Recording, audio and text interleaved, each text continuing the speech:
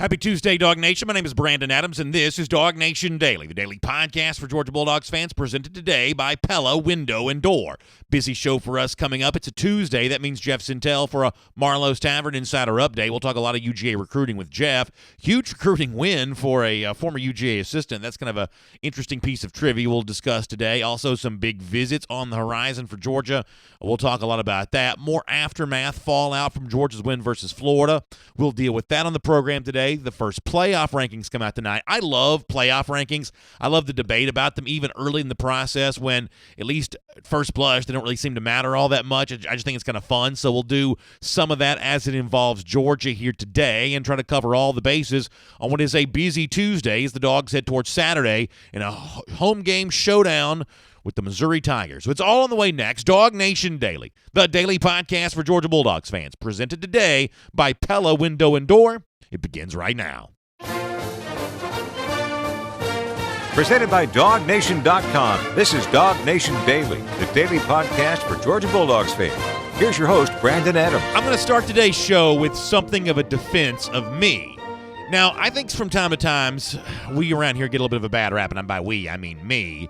In that, yesterday on the show, going into the game against Florida, I made a, no bones but the fact that I am a fan, I am a partisan, I want to see Georgia win. I sat in the stands on Saturday, I cheered for the victory. I'm still a little hoarse coming off that right now. If anything, the voice is actually getting maybe a little bit worse today than it was yesterday. Maybe that's the way these things kind of go. But we have not apologized for nor tried to keep it a secret, hide from the fact that I want Georgia to win the game. And there might be some people who would say, well, if that be the case, if you're a partisan, if you're going to be open and honest about your feelings on the matter and say that you prefer one outcome over the other, well, that means we can't take anything you say seriously. That means that nothing you say has any validity whatsoever because you have already proven yourself to be biased. And I would say that there's a difference between a stated preference and an actual bias. The one thing we hope around here is that even though we have open and honest dialogue about the things that we want to be true, wanting something to be true does not necessarily make it true. And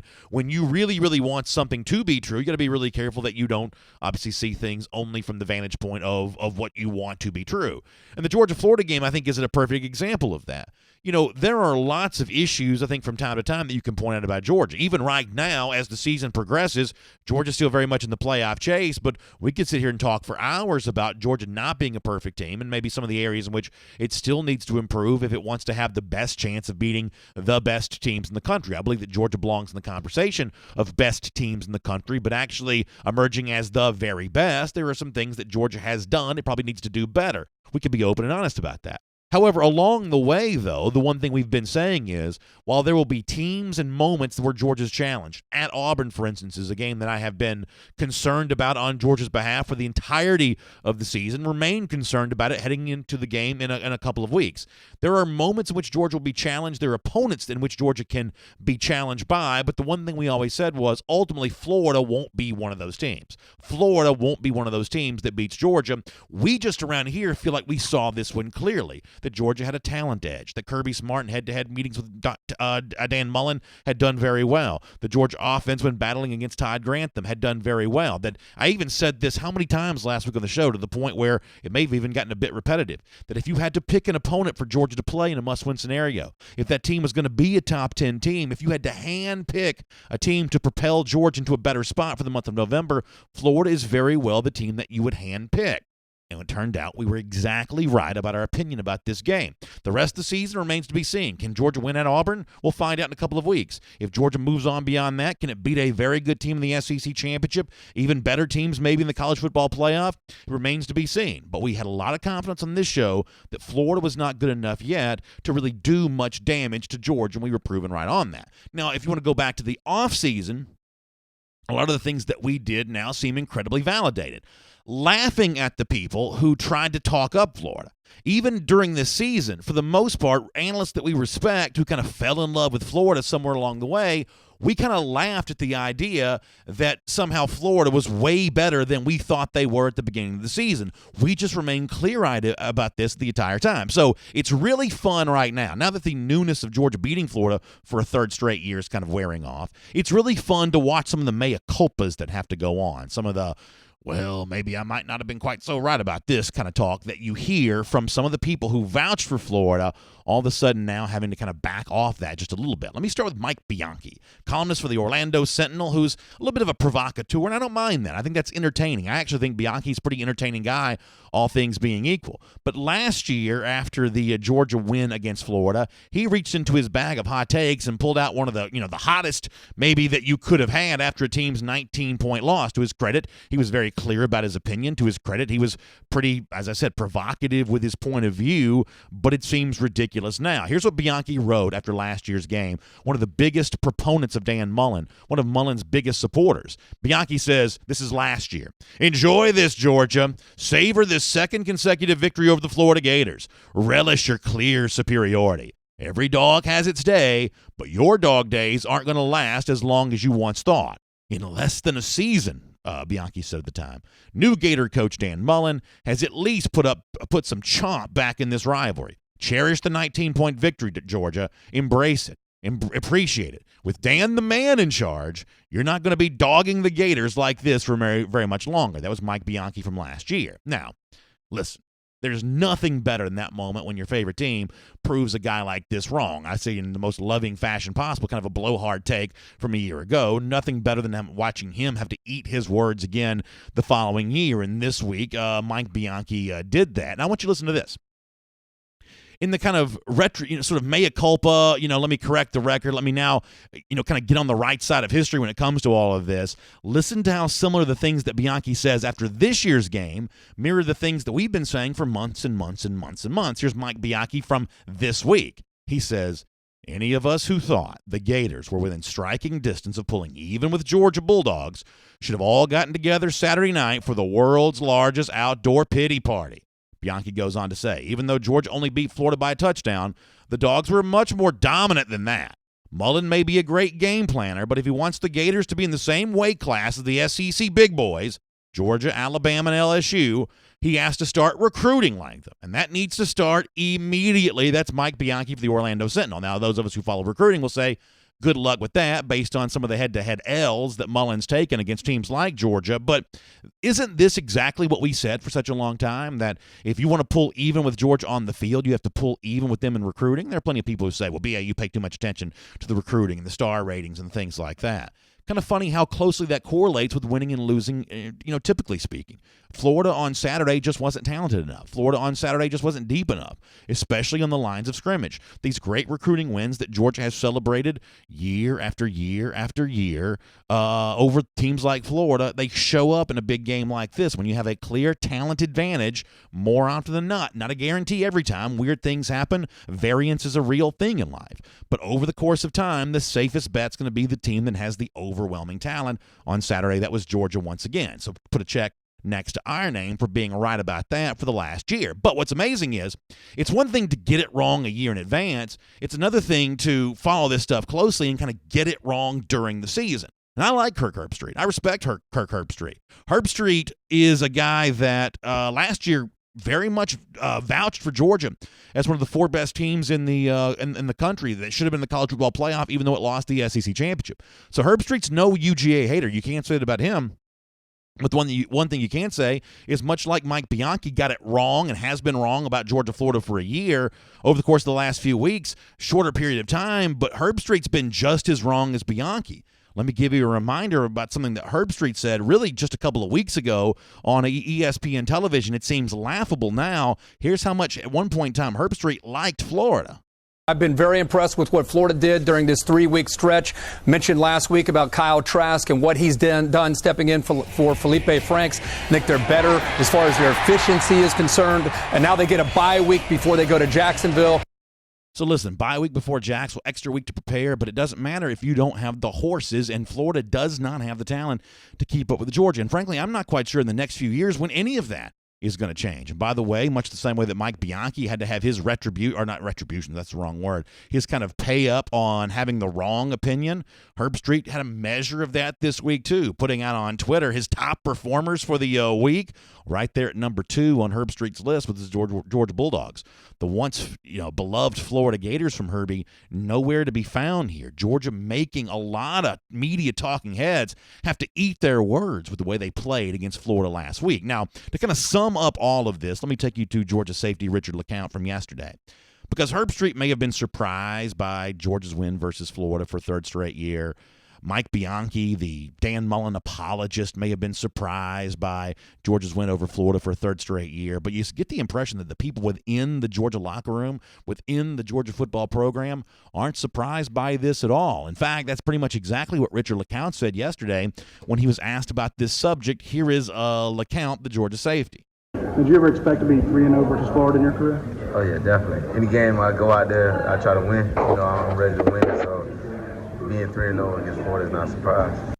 Now, I realize that clip sounds a little bit like what happens when you play a Led Zeppelin album backwards when you start hearing all the bad stuff. I realize that. I'm not quite sure how that worked out that way, but you get the overall point that LeCounte says, no, I'm not surprised about be 3-0 against Florida. I expected to win this game.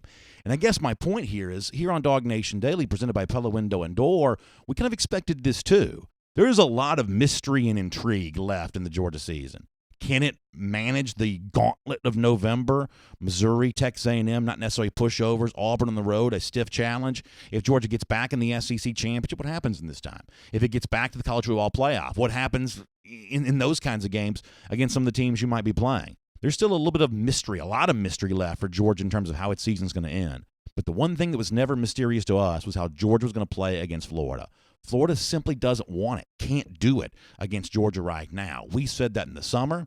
We said it leading into the game last week, and we'll keep saying it for a long time to come. My name is Brandon Adams, and this is DawgNation Daily, the daily podcast for Georgia Bulldogs fans. Hello to you, and thanks for being with us. We're brought to you today by our friends at Pella Window and Door.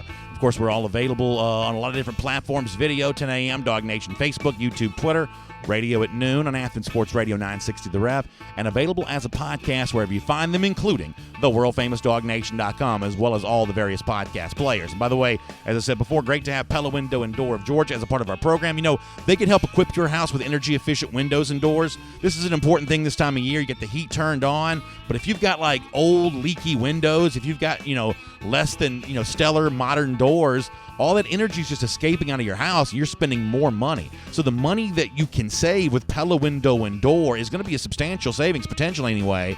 They're family-owned and operated with a branch right here in Georgia, but they also have the power of a nationally known company there as well, and they've got a great deal for you right now. Now, you got to take advantage of this fast. You can get 50% off qualifying installations or 0% APR for 48 months. That deal is valid through November 14th, so you've got to act right now. A couple different ways for you to get in touch. Online, very easy. PellaSoutheast.us. That's PellaSoutheast.us. Or you can give them a call to set up an appointment in their Dunwoody showroom at 404-445-2979. 404-445-2979. Pella Window and Door of Georgia is viewed to be the best, and boy, it's great to have them as a part of DawgNation Daily here today. I'm going to get Jeff Sintel in a moment. We'll do a Marlowe's Tavern Insider update with him, talk a bunch of UGA recruiting. Let me do this before we get there, though. Playoff rankings come out tonight. Now, I love playoff rankings. Even the first one, which you kind of think doesn't typically matter, although, maybe fair to point out, in each of the last 2 years, 3 of the 4 teams in the top 4 of the first playoff ranking went on to make the playoffs, so at least keep that in mind tonight. But even if we've eventually decided the first ranking is inconsequential overall, I just like the debates and the hot takes with all of this. And one of the best things about Georgia beating Florida on Saturday is all this is now relevant for UGA once again, kind of back in the mix for that playoff conversation. We all get to have this together. I'm curious tonight to see how Georgia is treated.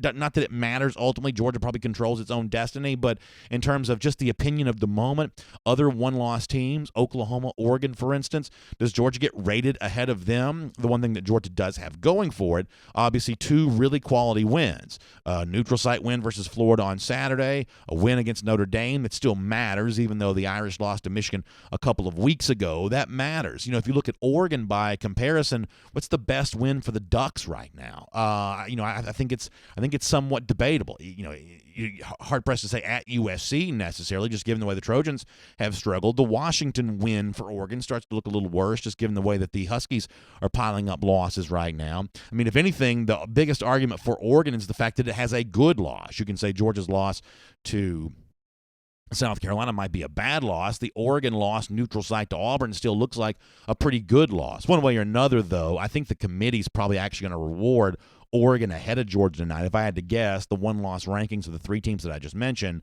Oregon ahead of Georgia, probably Georgia ahead of Oklahoma, because for Oklahoma, you really are hard-pressed right now to find a real quality win for that team. They may get some the rest of the way. Baylor looks like a pretty good team right now. I don't think you have to apologize too much for the way they played at Kansas State. Kansas State's kind of gotten things going just a little bit, but in terms of the quality win that Oklahoma's put together, hard to find that right now. So if I had to guess when it comes to the one-loss situations, it's probably going to go Oregon, it'll go Georgia, it'll go Oklahoma, but I'll still be tuning in because I'll be curious to see if the pecking order ends up working out like that. One thing's for sure, though, Kirby Smart talking about where the Georgia focus is yesterday, they're not paying too much attention to playoff rankings or upcoming opponents or anything else like that. They're just focused on the game for this Saturday. Here's the Georgia coach. We don't look past the gauntlet of Missouri because our team respects them and knows what they've got. That's really it's a single-minded focus on one thing. We can't look past that.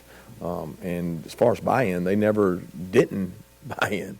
They have bought in the whole entire time. There's been a sense of urgency for our guys for a long time. Just executed and got to get better. And most important thing is they understand they have to get better to get where we want to go. And of course, where Georgia wants to go is to be in the top 4 of those playoff rankings at the end of this month, and we'll see how that plays out. Hey, one thing before I bring on Jeff Sintel, if you go to DawgNation.com today, look right up there in the top, you see a really cool thing. My family loves this. If you've never done this thing, your family will love it as well. Kroger Chef Jr. is returning to select Kroger stores here. In the month of November, the creation is going to be Fiesta Corn Salad. This sounds like a really fun thing to make. So when you show up for Kroger Chef Jr., you get the recipe card, the apron, the chef's hat, recipe box, measuring spoons, so you can collect a lot of this various kitchen tools when you do the Kroger Chef Jr. Every single month. Go to the website, KrogerChefJr.com, to learn more about that. It's Kroger Chef Jr., the junior spelled all the way out, Junior, Kroger Chef Jr., and you can register for the class here today. All right, later on, we got a whole lot more fun stuff to do, including celebrating some of the great dog performances around the NFL. But for now, here on DawgNation Daily, presented by Pella Window and Door, let us talk some recruiting. Let's say hello to Jeff Sintel as part of our Marlowe's Tavern Insider Update. And we'll get Jeff coming up in just a minute here. And we'll, of course, talk to all of you with the comments throughout the program there as well. In fact, looks like Jeff's ready to go right now, so let's go ahead and say hello to him.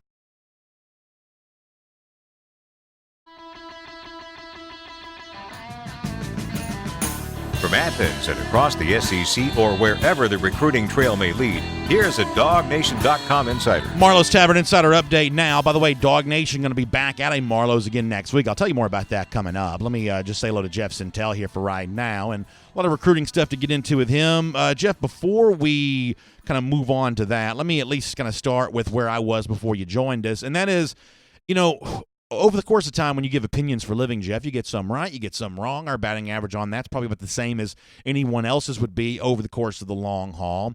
However, we think we were pretty clear-eyed around here about the Georgia-Florida thing. For months and months and months during the offseason, we essentially laughed at anyone who tried to tout Florida, including when Dan Mullen tried to tout his own program. We just didn't think they were there yet, nor do we see any kind of horizon in the future where they get there in terms of putting the kind of talent on the field that rivals what a Georgia brings to Jacksonville every single year, that what teams like LSU and Alabama have right now. We don't see Florida in that same category right now. And for me, it's been very interesting to hear people who were once Dan Mullen apologists now forced to admit what we think is a sort of cold, hard truth we've been saying there for a while. You can't win without players. Florida doesn't have enough of them.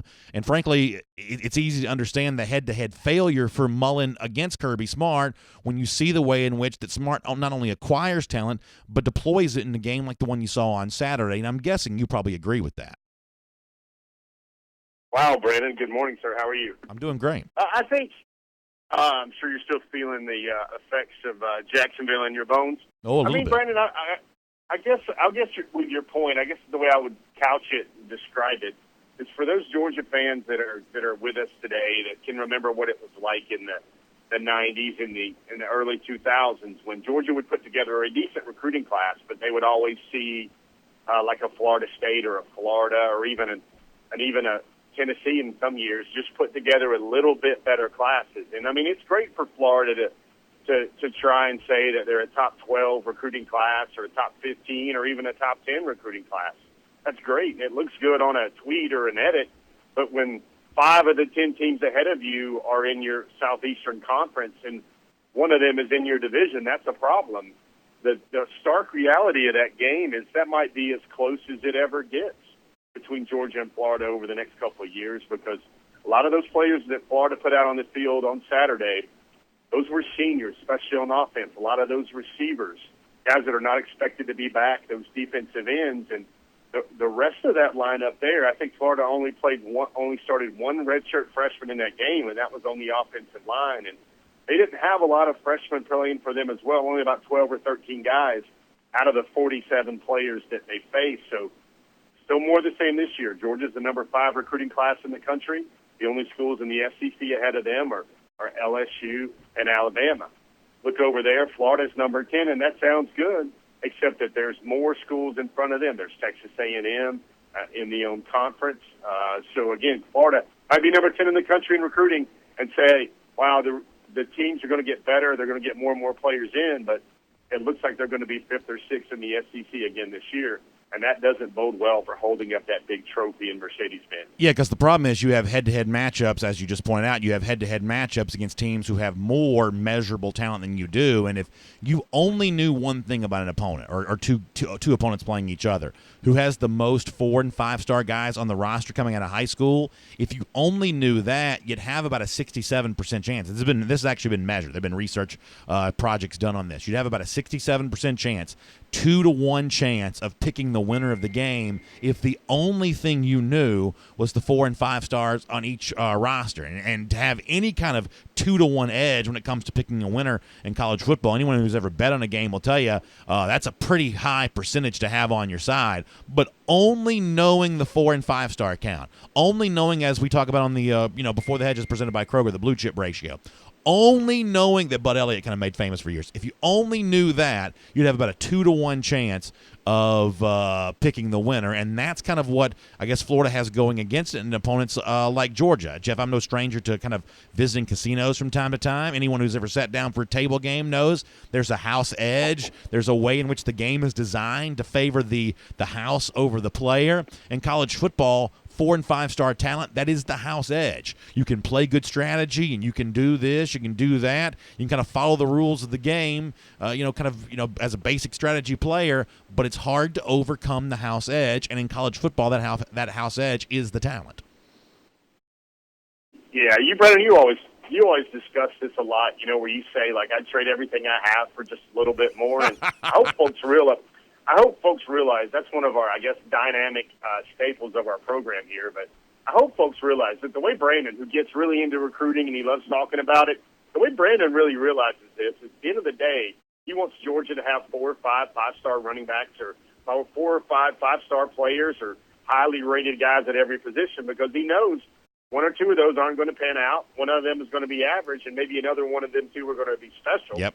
And then he realizes now that the competition amongst that position group, where every guy can take anybody else's job, is another thing that which will kind of rise the cream to the top and make sure that 1 or 2 out of those players are really, truly great. That's the formula that didn't happen in the Mark Richt year, and that is one of the lifelines of the Kirby Smart program. Yeah, the simplest way I can say it is my recruiting philosophy is that numbers are more important than names, because ultimately I think it's very difficult to predict if any individual player is going to pan out or not. Is he going to be as great as we thought? Some guys just kind of won't end up being that way, and we don't know going into it who is who. But when you throw a lot of numbers at a problem, every position group filled with elite talent, the odds of having a better roster than a team like Florida when you play them just kind of goes up. Now, to be very clear on this, and then after this we're going to talk about some 2020 names. To be very clear about this, I don't think that Georgia necessarily has an overwhelming edge against a lot of the teams it could play the rest of the season. I still think at Auburn is a very difficult game for Georgia, and I think it remains to be seen how Georgia plays in that spot. Lucky enough to play in the SEC championship, obviously at that point in time, you're potentially talking about playing a lot more of a fair fight from a talent standpoint. College football playoff, if Georgia's lucky enough to get there, could be very much the same way. So I don't think that Georgia overwhelms every team in college football with its talent, but it still overwhelms Florida, and that's one of the reasons why, we weren't necessarily sweating out this game. Not necessarily sweating it out, Brandon. I don't know about that. You had a little pause for the cause there a little bit, just because of the nature of that rivalry. Sure.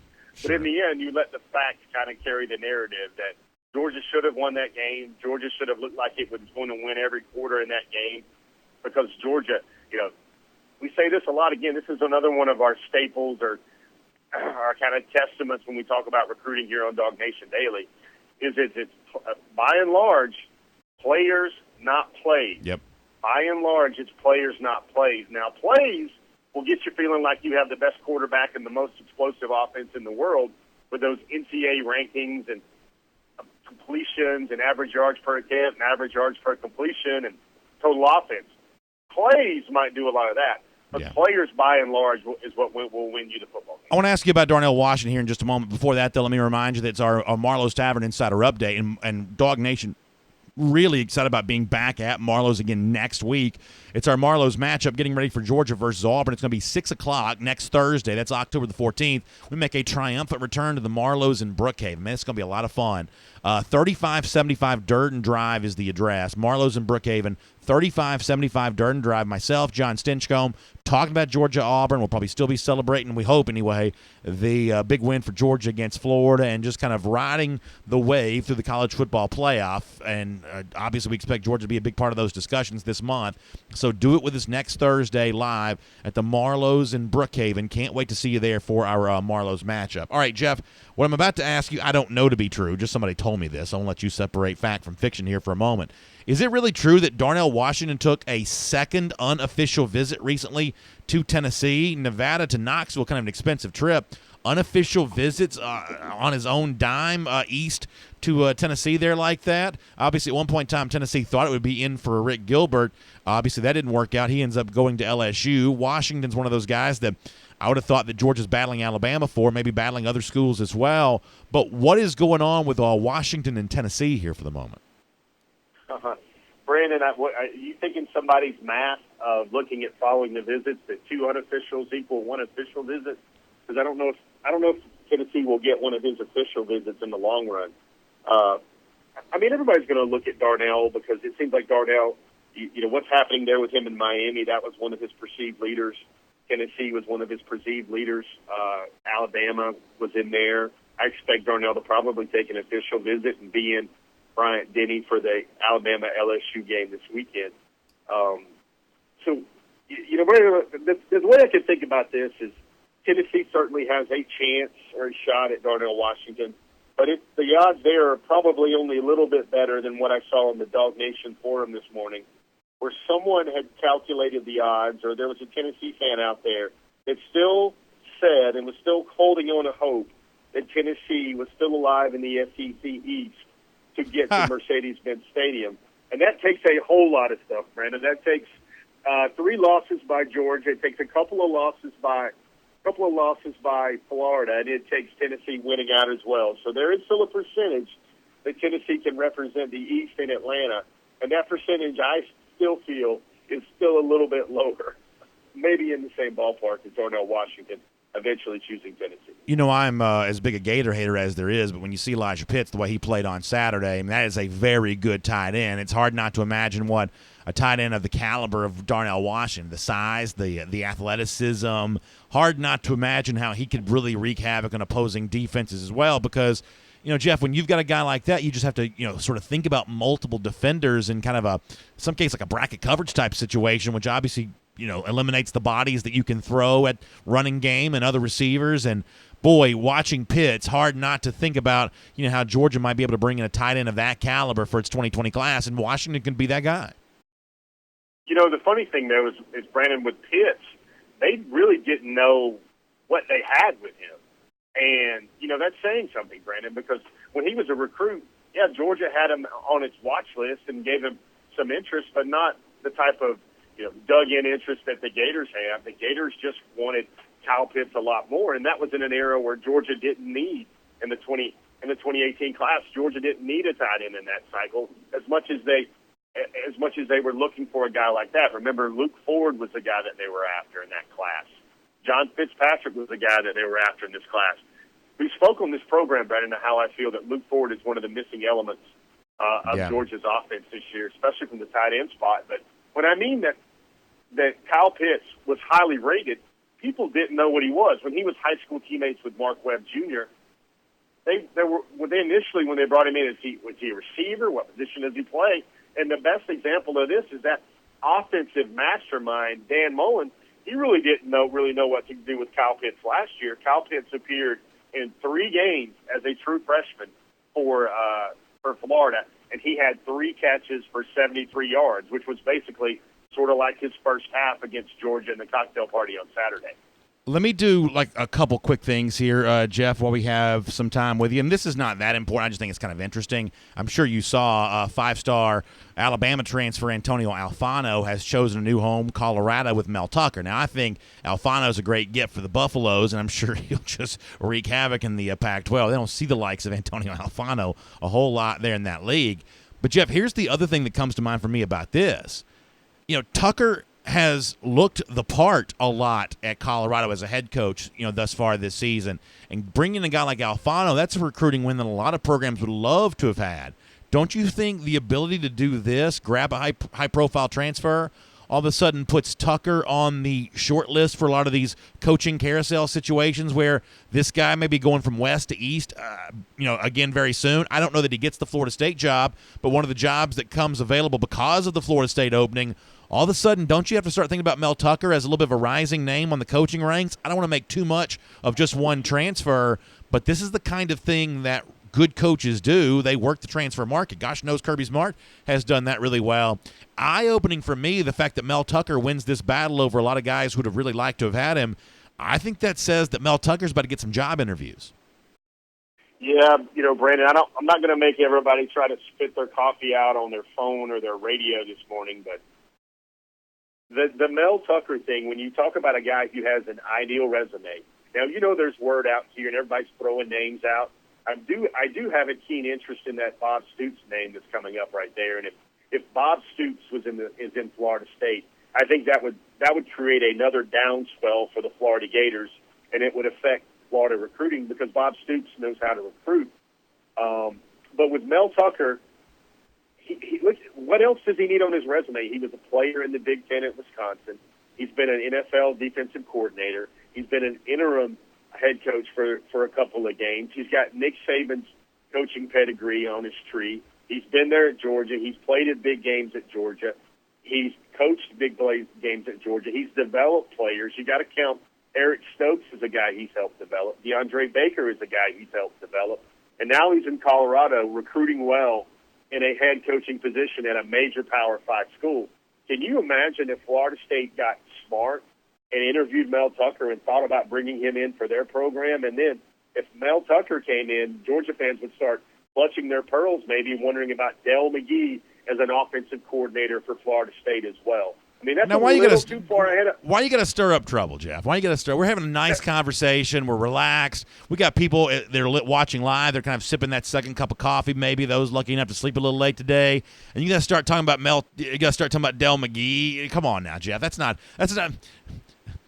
what anybody wants to talk about right now. Come on now. You go throw a DawgNation penalty flag on me, man. At least I didn't bring up Sam Pittman. That's the guys. Just don't put that in the universe.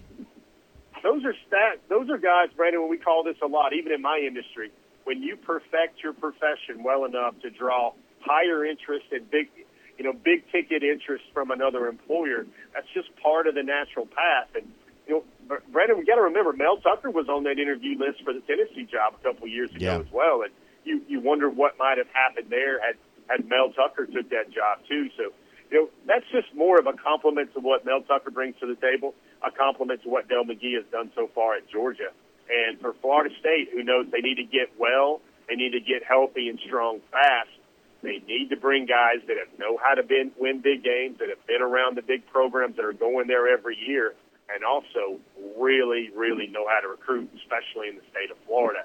And I think that would be a job that Florida State still has a lot of luster, especially in the state of Florida, where it doesn't look like anybody is really recruiting their brake pads off in the state of Florida right now. Fair and balanced. Colorado has lost 5 straight on the field, but obviously that's not an incredibly talented roster. This is not important. But it's his first year. It's his first year, Brandon. It's his first year. Just building a program. That's exactly right. Jay Johnson, though, has probably done a pretty good job as offensive coordinator there. They're scoring 30 points on the regular, at least against some of the, a lot of the competition they're facing. They found a way to score some points, although they've taken a couple bad losses here lately. But I still think that that Tucker may be a name to know on some of these coaching searches. Let me do a couple other things as part of our Marlowe's Tavern Insider Update, Jeff, before we let you go. Is it remiss? Is that the word? I'd be remiss if I did not mention a pretty good piece from you the other day with five-star cornerback Keely Ringo. This is one of the most popular recruits out there. This is a guy that Georgia fans, I think, feel pretty good about, although kind of forced to play the waiting game with him like so many of the guys in this 2020 class right now. You have a good relationship with Ringo, as expressed in the conversation you had with him for the pages of DawgNation. For those who haven't had a chance to read this yet or maybe want to experience the magic of it all over again, give us your thoughts on Ringo after having a chance to speak face-to-face with him, or at least directly with him. Yeah. I guess it'll come across, and I'm sure it'll show up on our Hedges program on Wednesday for everybody, but he's a very soft-spoken guy. He's very determined. He's a guy that has clear NFL goals in front of him. So fast, Brandon. He's actually 6'2", 205. Now he's put on even more weight. He's averaging something like 14 yards every time he touches the football right now as an offensive player for Saguaro High in Arizona.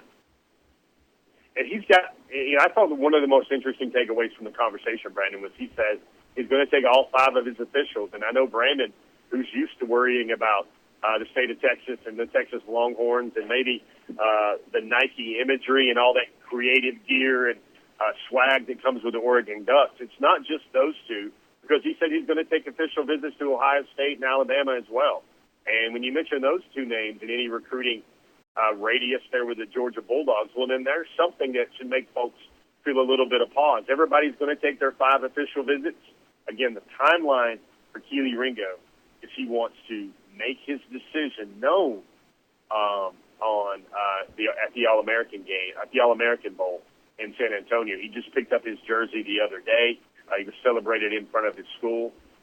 The thought of him potentially signing during the early period and everybody keeping that on the hush-hush and that not getting out, clearly in play there with Keely Ringo as well. But folks also have to remember with Keely, he's a potential Georgia target for the 2020 class, and he is not going to enroll early. We're going to have a story that goes up on DawgNation.com today. One of our thorough, exhaustive snapshots about everything from A to Z. You want to know about the Georgia recruiting class, how it was built, remaining targets, where the offers went, numbers, everything like that, as well as who could early enroll and who could not early enroll. That'll be up on the site later today. Hey, let me do this before we let you go. You got a good piece at the forum.dawgnation.com, and I hope people are checking this out. It's those bite-sized pieces of Intel that you kind of do as kind of a long thread. You can just kind of check in with that throughout the day. You're putting a lot of stuff in there. And one of the things that you had here this week, a little bit of an update on some upcoming visitors for Georgia. Georgia's got, 2 home games left, and so a chance for some visitors. I know there's been some talk of C.J. Stroud, the quarterback prospect who's out there, that he might be coming in at some point in time. I guess Justin Flo is still floating out there a little bit. Would you mind just kind of cleaning this up for us on the way out the door here as part of our Marlowe's Tavern Insider Update? Flo, is he going to visit Georgia? When's that going to take place? Georgia's still talking to another quarterback. Is Stroud going to come in? Any other kind of visit stuff you want to throw out there for the next couple of weeks? Yeah, so Stroud, there's been talk for a while now that he was going to give Georgia a visit in November, and it was just a matter whether it was the Missouri or the Texas A&M game. James Cooley went out there during the bye week and saw Rancho Cucamonga play. Now Stroud is considered to be a heavy lean to Ohio State by the recruiting industry, or at least a moderate lean to Ohio State by the recruiting industry at this time. But he's the nation's number 3 pro-style quarterback. He won the Elite 11, was the MVP of the Elite 11 out in Texas, in Frisco, Texas over the summer. Had another great senior year. He's a guy that's going to keep taking his visits, taking his officials. He told 24/7 Sports that he plans to be at Georgia for the Texas A&M game, and that would be an unofficial. He also said that he plans to grant Georgia an official visit later on down the road. I would expect Justin Flo to be in at Georgia for his official visit for the Texas A&M game as well. Those two guys know each other. They go back a little bit. But a key thing with Stroud here is he is planning to take his decision all the way up to February if necessary, Oh, wow. that old school signing day to February if necessary. And that's a guy that when we get around to January and February, the potential of Georgia taking a second quarterback in the class might be one of the few remaining storylines left for the Bulldogs, provided that they clean up the way they hope to during the December signing period. That's good stuff, Jeff. Thanks for all of that. And by the way, as I said before, make sure you're reading the forum at forum.DawgNation.com. Totally free message board. There's some great stuff in there. I love doing the game threads on Saturdays and everything else. It's really good stuff. Also really good, as I get ready to say bye to Jeff, I'll remind you one more time that we are going to be at Marlowe's Tavern in Brookhaven next week. It's October 14th. It's Thursday night. It's Marlowe's matchup. Myself and John Stinchcomb starts at 6 p.m. The address, I'm going to say this a couple times, so write it down, 3575 Durden Drive Northeast. That's 3575 Durden Drive Northeast. Marlowe's in Brookhaven. Come on by and see us next Thursday, 6 p.m., 6 to 8 p.m. We'll be there doing our Marlowe's matchup, getting ready for Georgia-Auburn and getting ready to have a great time. Jeff, I had a good time with you here today. Hope you did as well. I'll look forward to speaking to you soon, including Before the Hedges tomorrow. We really appreciate your time. Hey, Brandon, I'll be sure not, on our next visit, I'll be sure not to speak anything into the universe about elite recruiters possibly going on to another coaching staff. You know, that would, I think, be a very good thing. Good stuff, Jeff. We appreciate your time. Look forward to talking to you soon. Yes, sir, man. See you tomorrow, buddy.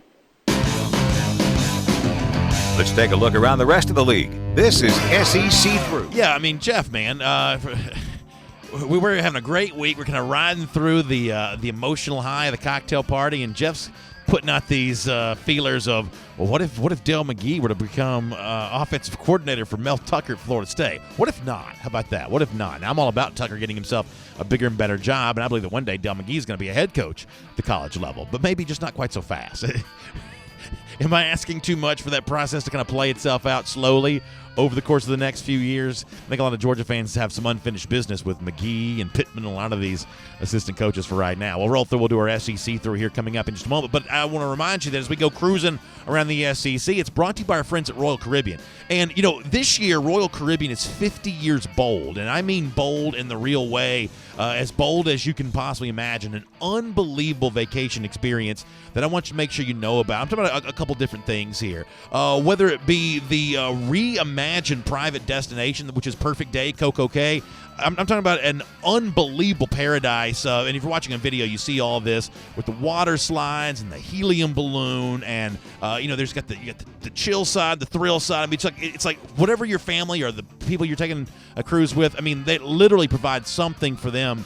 Something for everyone. This is an amazing, amazing vacation experience. And then even beyond that, you know, I'm a big fan of Royal Caribbean. I've been on their cruise ships many, many times, and what I have discovered is a lot of the ships that I've been on in the past have now been amplified in such a way that's beyond anything that I could have ever imagined. It's all in celebration of the fact that Royal Caribbean is 50 years bold this year, been redefining what makes cruise vacations great since 1969, and that's not going to change anytime soon, including on the way the Quantum Ultra ship, which is Spectrum of the Seas. Royal Caribbean does it right, and if you need a vacation, and trust me, you do, well, there's a couple different ways you can get in touch. Contact your travel advisor. Go to RoyalCaribbean.com, and they can put you in touch with a professional travel advisor near you to help set you up on a great vacation. RoyalCaribbean.com for a lot more on that. All right, let's do some SEC through stuff here. Cruise around the SEC with our friends from Royal Caribbean. Let me start with this. I mentioned the Georgia part of all this a little earlier in terms of how the Dogs are going to look in the playoff race here tonight. My prediction is, and this is not an official prediction, it's just my best guess, is that the committee probably shows a little love to Oregon. I don't think they want to look like they're punishing Oregon for having played a good out-of-conference game. So I think they'll give Oregon the nod as the top one-loss team, although I'm not quite so sure that an Oregon-Georgia matchup doesn't probably favor the Dogs here at this point. I think the committee may show a little love to Oregon on that, but I do believe that Georgia will be rated higher than Oklahoma. That's my best guess. How about the other SEC teams? I think one of the most interesting discussions here is Auburn, and I still think that Auburn, despite its limitations in offense, is a very difficult team to beat. I think for Georgia in particular, at Auburn in a couple of weeks, is still a really tough game. Been saying it for months and months before the start of the season, didn't change my tune during the season. Auburn on the road is far more difficult for Georgia than Florida was ever going to be, despite the fact that Florida had the better record, a lot more hype. Auburn, I just think it's a tougher team to beat, especially when you play in Jordan-Hare Stadium.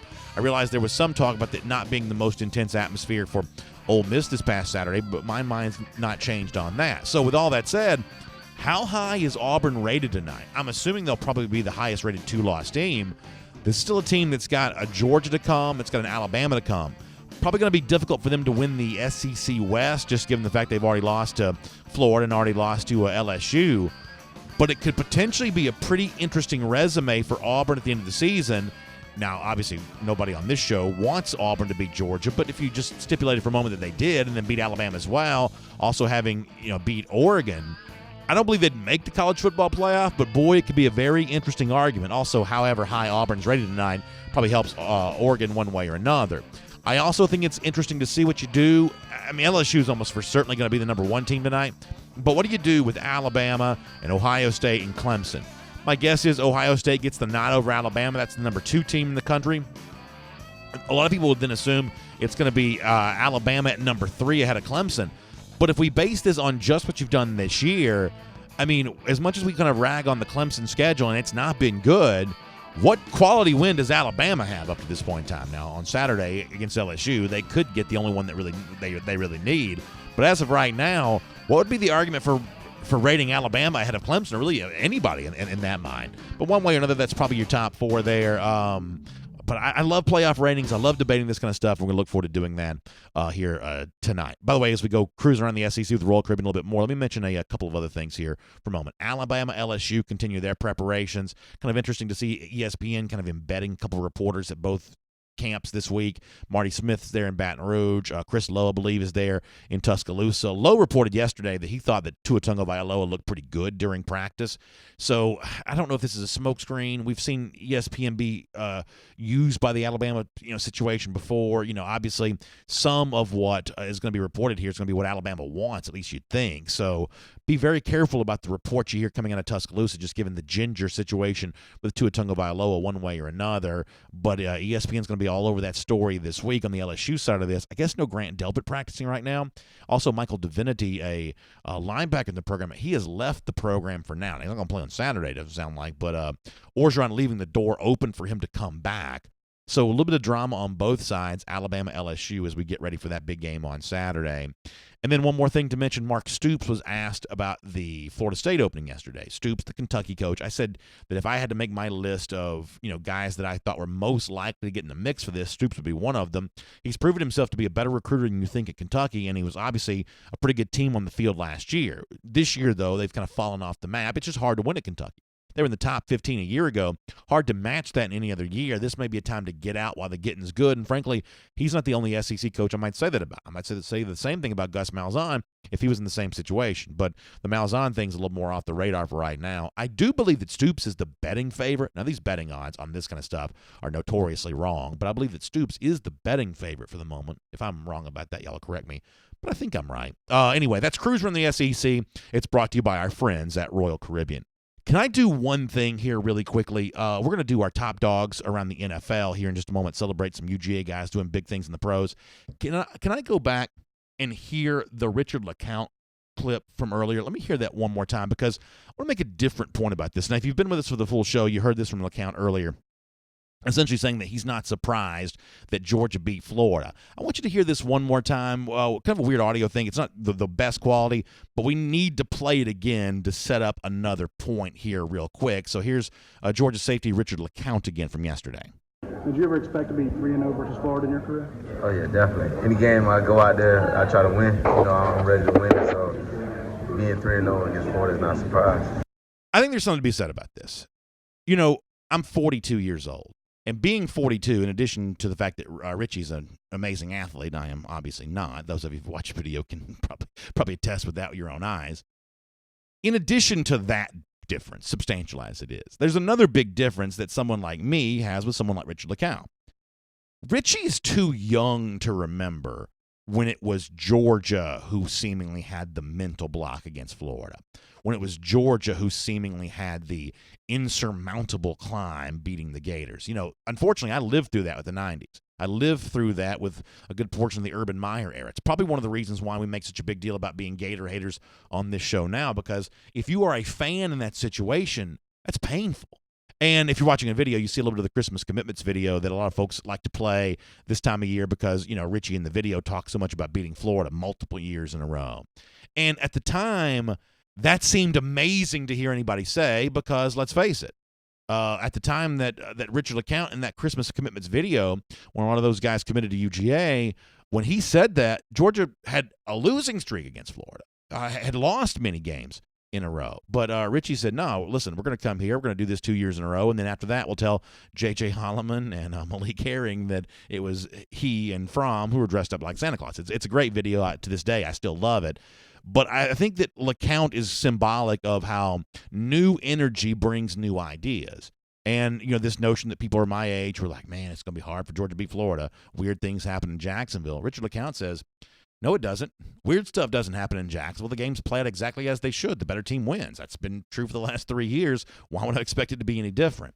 There is something to be said for the way that 2017 class, no playing favorites here, comparing different recruiting classes to the others, but in terms of the energy brought to the program, there's just something about that 2017 bunch, LeCounte included, and to hear him shrug his shoulders and say, why would I ever expect to beat Florida? Or I should say, why would I ever expect to lose to Florida? To hear him say that is a welcome change from the way things that would have been at Georgia a few years prior. All right, let's quickly do our top dogs around the NFL here. I want to celebrate a few performances around the league here for a moment. Let me start with Mecole Hardman. 125 all-purpose yards for Hardman. A lot of that on the kick return, a couple punts for him there as well. The Chiefs got a big win over the Vikings with a backup quarterback. That's a pretty good job. Nice to see Roquan back playing well again. 10 tackles for him. The Bears do lose to the Eagles. They've got no offense whatsoever, but Roquan does a nice job there on the road in Philadelphia. And then how about this from Justin Houston for the Colts, who've also got their own quarterback problems now that Jacoby Brissett is hurt, but Houston had a sack that ultimately resulted in a fumble and a safety, and then recovered another fumble himself. Steelers do win that game 26-24, but Justin Houston coming up big there for that with the NFL Dogs. So really good stuff all the way around there. And by the way, our top dogs in the NFL brought to you by our friends at KROGER.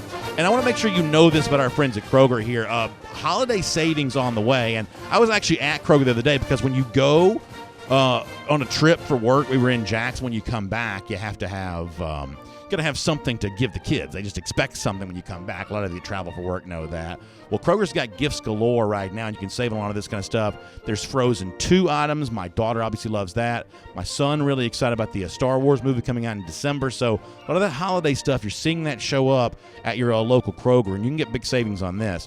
You can save $5 with your $20 toy purchase when you use the card. So pretty good savings all the way around with Kroger. Save $5 on a $20 purchase with toys when you use the Kroger card. That's really good stuff. Something else that's really good here on DawgNation Daily, presented by Pella Window and Door, our Gator Hater Updater. We now stand at 1,102 days. That's how long since those lousy, stinking Gators have beaten UGA. Fun to watch that one climb for another year. We'll see you tomorrow. And on video, time now for our R.S. Andrews cool down. By the way, y'all keep our buddy Dari in your prayers here. He's got a little bit of a medical procedure he's going to go through this week. I may not. That may be private information, but y'all keep Dari in your prayers here a little bit. He's got a little surgical procedure that he's going to be going through, so we'll wish him well. Look forward to seeing him. We'll have his picks this week as a part of our Go With The Flow presented by R.S. Andrews on Friday, but we'll have him back live on the program again next week. But speaking of R.S. Andrews, a lot of you got that heat turning on this time of year, and that means when that furnace kicks in, not only is it going to keep your house warm, the thing you really wonder if it's going to keep your house safe, right? I mean, heating systems have all kinds of weird things that can go wrong, and that's why you want to make sure that yours is up to factory fresh specs. Get that mega safety check from our friends at R.S. Andrews. You can find them online at rsanders.com. All right, I told you our buddy Connor would be here today. He is not quite here today, so there's a couple things I want to do with Connor that we'll do tomorrow, but because of that also, I've got like 15 good, strong minutes I can do comment-wise. Then after that, I've got to do some of the things that he typically does for me. So let me start on YouTube today. I'm going to roll through as many of these as I can, and it's going to be a good time. Chevron Hannah says, just imagine if we still had J.J. Holloman. Yeah, listen, Holloman was a very good player. You hate what happened to him and the decisions that he's alleged to have made, but boy, a good football player. The Green Soldier asks a good question. Always good to have his comments. He says, have you ever seen such a dominant rushing defense in UGA history? At no point did Florida do anything on the ground. What an amazing performance by our entire D. Yeah, the stinginess of this defense, maybe I think embodied more than anything else by the rush defense right now, Green Soldier, is incredibly impressive. And I think it changes the way that you're able to game plan for your opponents, and it just ensures a much greater chance at victory. So this is a defense right now that is doing some pretty special things for Georgia, and statistically speaking, it's really stepping up in a big way. Let me get a few more things here for a moment. What else is going on? Scott Pete says, going back to the Georgia-Florida thing, he says, I actually remember when the weird stuff all favored the Dogs. He says, but you're too young to remember that. 68 years old here. Well, Scott, I'm glad to have your institutional knowledge as part of our comment section, and no doubt there's some great memories from some of those Georgia-Florida games that predate me for sure. Jason Hester, I think, brings a really good point. He says, I care more about your wins than your losses. Who did you beat? Oregon, no one. I think that's true. And this is what I love doing, right? Even though we would all say that for the most part, the first playoff rankings are not all that consequential, I love the debate anyway, and I actually agree with Jason's point of view on this, that not only do I care about, who you beat more so than who your loss was to, I actually care about your collection of wins more so even your collection of losses. I think it's entirely possible that the best team in college football could have 2 losses. Now, I don't think it's going to be true this year, but if you play a tough enough schedule, like, for instance, in the next 10 years when Georgia starts playing some of these really tough schedules, at that point in time, we may be ushering in an era in which the best team in the country might be 10-2 in the regular season or 11-2 after a conference championship game. That might be the case. In some years, it may even be 9-3 if you play a tough enough schedule, because I believe that Jason's right. Who you beat, how many good wins you collect is more important than who you lost to, or in some cases, how many losses you might have collected. I think that he's right about that. I do. Croking 123 says, I'm surprised to find out that in the last couple of weeks, he says, I've been too busy to watch. We haven't gotten a single recruit or a decommitment.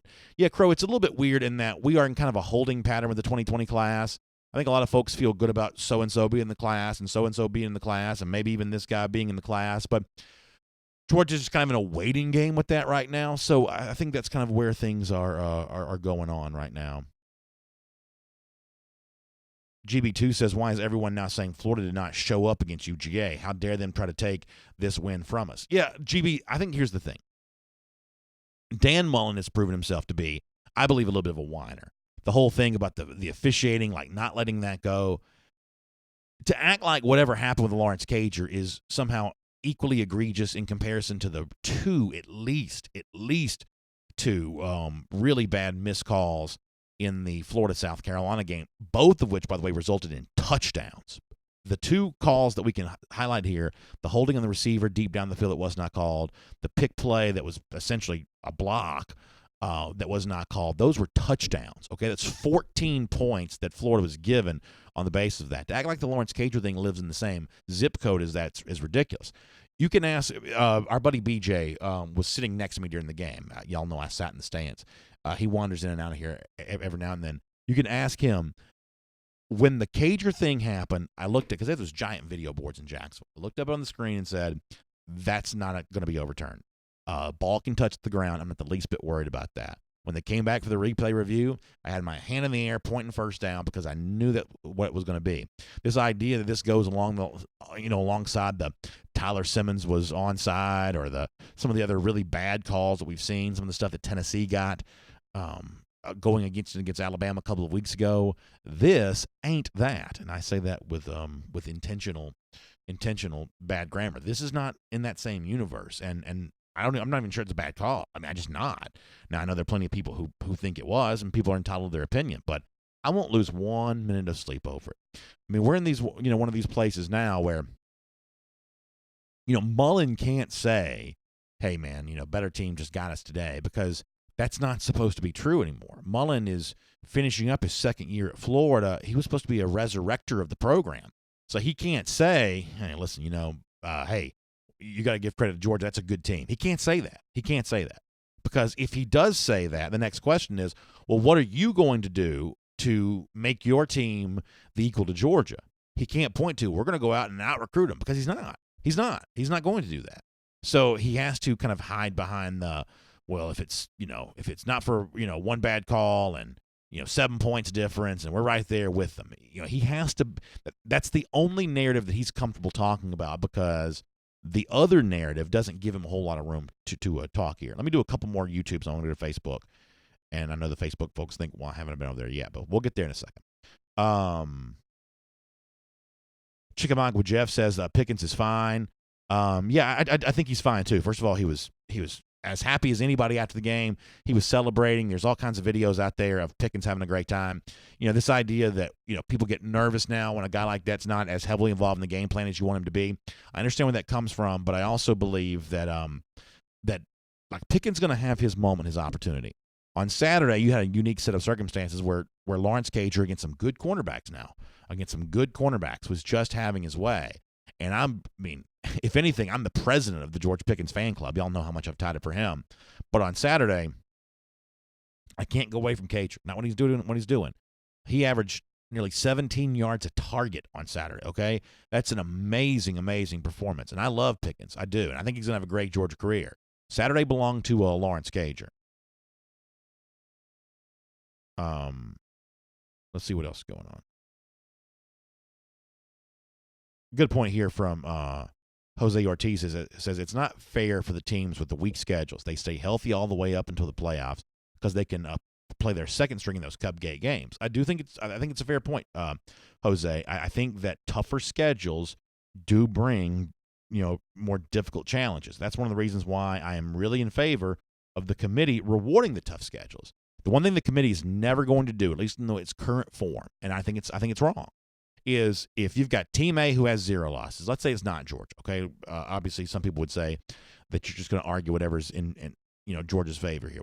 So let's just eliminate Georgia from discussion. Just Team A, Team B. Let's say that Team A played sort of medium type schedule and they're undefeated. Team B played tougher schedule. They have 1 loss. The committee is never going to take a team with more losses that played a tougher schedule. They're not. They have not proven their willingness to do that up to this point in time. If all things are equal, 0 losses compared to 0 losses, 1 loss compared to 1 loss, all things being equal, they'll probably take the tougher schedule. But when you have 2 teams from different categories, a 1-loss team compared to a 2-loss team, or an unbeaten team compared to a 1-loss team, they put their money where their mouth is on the side of valuing a limited number of losses more so than a tough schedule. And I agree with you. I don't think that's fair. Let me go over here to Facebook here for a moment. Got about 7 minutes. After that, I got to get ready to go. Over here on the Facebook side of things, just for a moment with your comments. What else is going on? Matt Talley, I'm not quite sure who he's talking about right there. Matt, you may want to put that comment back in here. Miriam Martin Corbin says Pickens is smart enough to know KROGER is the hot hand right now and only be here a year. Learning from him is in his best interest. I think Miriam's probably right about that. Matt Rugavina says the refs gave Mullen his last touchdown drive. We're a 17-point better team than them all day. So obviously Georgia fans feel like they have a little bit of room to argue on some of that kind of stuff there as well.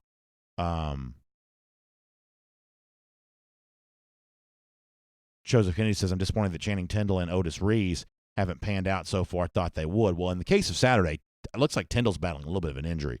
He wasn't actually with Georgia and Jacksonville. Some rumblings coming out about that in Athens yesterday. Also not seen, I believe, you can check out Mike Griffith's practice report, I believe not seen during practice yesterday either.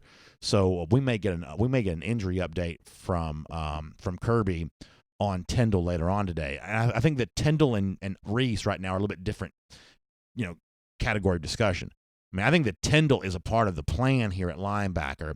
I think that Reese right now, we're a little bit less certain of kind of how he fits into the safety rotation. So, I would say there's a slight difference between Tindall and Reese, all things being equal. I think Tindall's a lot closer to being a major contributor right now than it seems that Reese probably is.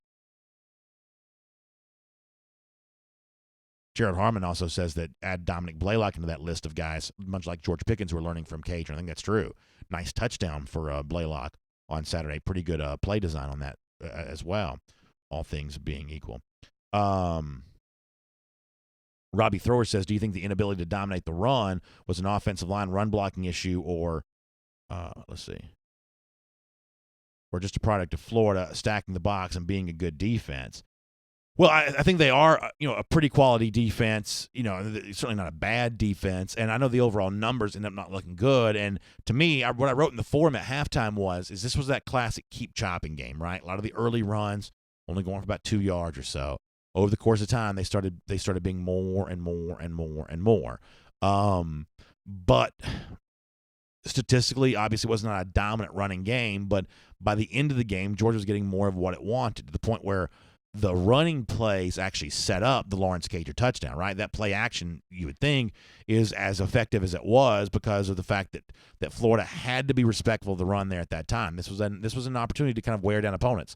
Sometimes when Kirby says we were wearing them down, sometimes that elicits a little bit of an eye roll from me, but on Saturday it seemed like it was probably kind of true.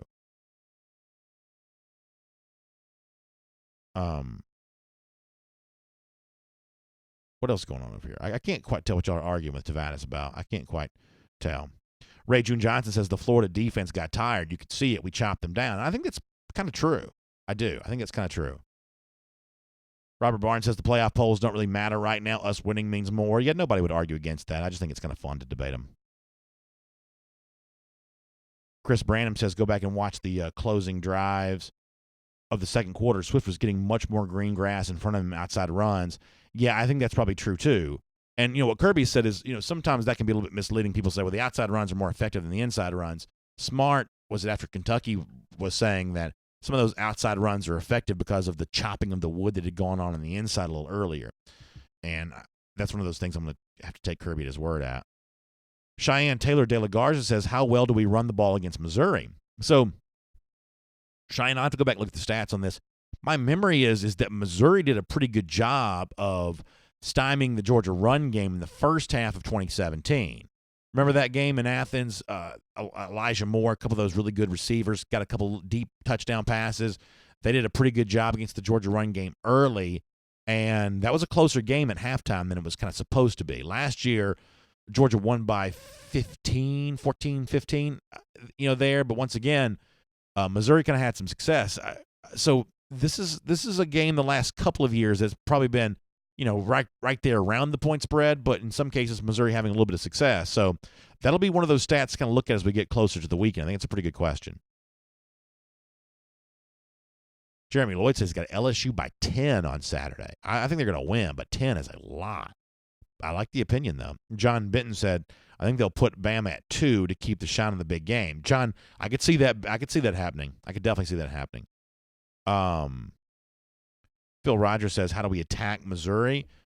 I think Georgia's going to attack Missouri, hopefully pretty much the same way it attacked Florida on Saturday. Florida better defense all the way around, but I just love the presence of the play action, right? I just love that.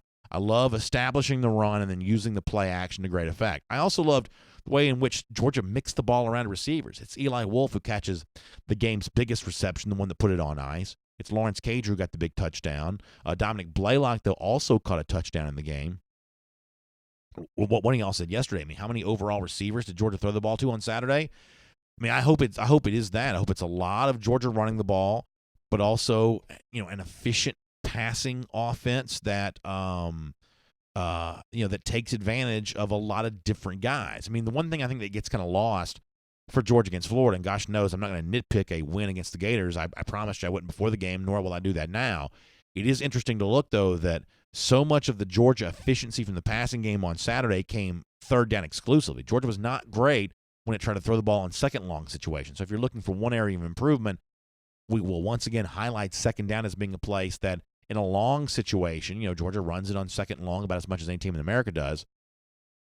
You'd like to see a little bit better, more efficient passing offense on second long. You can go back and find some of those numbers. Bill Connolly, for instance, does his advanced stats, box scores, things like that. You can kind of see some more of that kind of stuff. Need to be a little bit better in second down passing situations. That'd be kind of a nice thing to do. Jennifer Stevenson Fleming says, how about 48-7 over Missouri? Boy, that'd be fun. I haven't done this yet on the show. I was shocked. I'm not sure what the line's up to now, but I was shocked that Georgia-Missouri opened with Georgia 14.5. That just doesn't make any sense to me. And, typically I think of myself as being at least in the ballpark when it comes to naming point spreads. But I thought that Georgia was going to be a lot more like a 24-point favorite. And my reason for thinking that is that Georgia was a 24-point favorite over Kentucky ended up winning 21-0. So didn't cover, but certainly by a final score situation dominated the game, 21-0. Kentucky beat Missouri. So how in the world are we getting to 14.5? Now, obviously, Vegas got its reasons, and it has a history of being more right than me.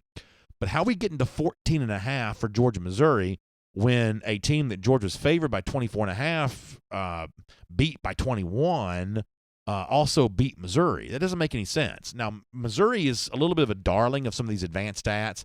SP, for instance, at one point in time had them top 10. So they've actually done fairly well with the advanced stats, but they've also been terrible on the road. Lost at Wyoming, lost to Vanderbilt. On the road, they lost to Vanderbilt. Lost kind of convincingly to Kentucky. So the fact that Georgia's only 14.5, I was actually really surprised by.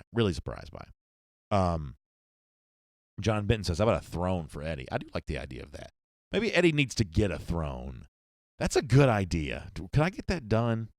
That'd be fun. That'd be really fun.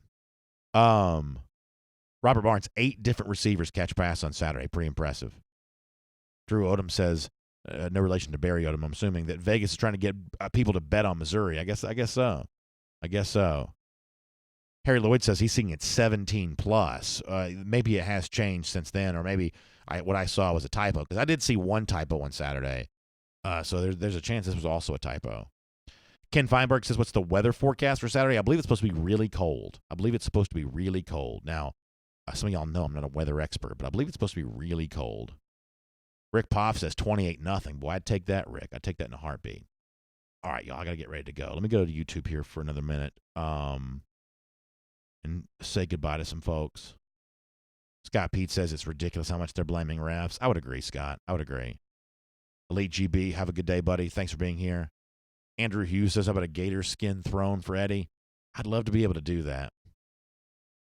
Enrique Murillo says that Kentucky put 29 on Missouri. Yeah, Enrique, you're right. It's a really weird scenario how bad Missouri's been on the road. Green Soldier brings up a good point that cold's okay, just not wet. I want to see us slinging around like we did on Saturday. Yeah, I would agree with that. RT367 says, dang, the spread, just want the W. I'm sure, RT, a lot of folks agree with you on that. Scott Harris says, the pick of the moment with Kirby and Fromm at the end of the game, best recruiting tool of the year. Yeah, I would imagine that tells a pretty good story for UGA. Cold Blood says, Fromm, the Gator Slayer. I agree with you, Cole. I think he goes down as one of the all-time Gator killers. Brian McPhail says, I got my voice back. I'm glad to hear you say that. I wasn't quite so sure if it was really, truly back or not, but I'm glad you think it is. That's good to know. Brady Pest Management says longer to enjoy the win when you count leap year. I like the idea of that, too. I like that a lot. Andrew Hughes, appreciate you being here. Christy's got 35-10, dogs on top. Christy, that sounds pretty good to me as well. Good stuff. Jim Sexton says, I want to see more forced turnovers. Okay, so I'll finish with this, Jim, because after this we've got to go. There is a part of me that has a temptation to want to be a little greedy with the Georgia defense and say, okay, really stingy right now, limiting yards, limiting points, essentially eliminating a top 10 team's rushing attack. What more could you ask for than that?